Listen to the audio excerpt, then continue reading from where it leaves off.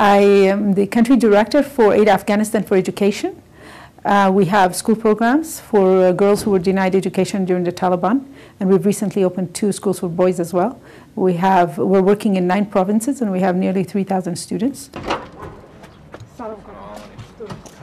It was difficult for me to believe that in 21st century, girls are prevented from going to school, women are not allowed to go outside of the homes. And the Kabul that I used to I remembered was, you know, my mother opened the very first florist in Afghanistan. She always worked she worked for 5 years with the American Embassy. And all the women I knew were working. My mother's aunt was the first senator in Afghanistan.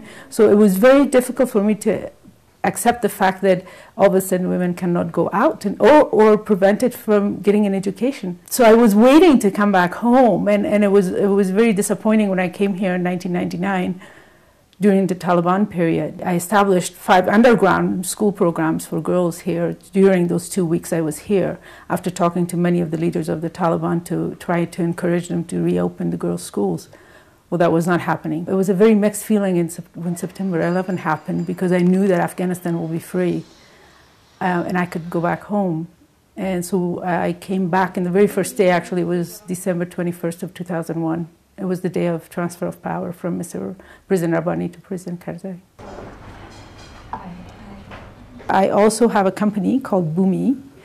We produce home products, like decorative products such as placemats and cushion covers and curtains for export mainly, and with raw material from Afghanistan. We're using Afghan cotton and silk. And also we're expanding to the provinces now to create jobs for families. 50% of our employees are men and 50% are women.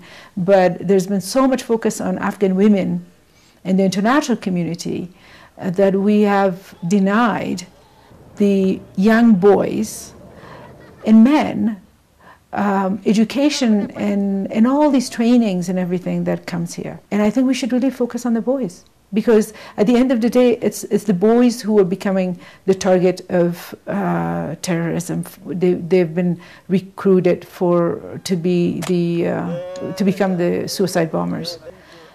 So we're focusing on creating jobs for families in the villages. At the end, they will own their own little business, and we basically will become the customer. And in a way, I think it will be my contribution in fighting terrorism, because I think this is the only way that we can gain the trust of the people.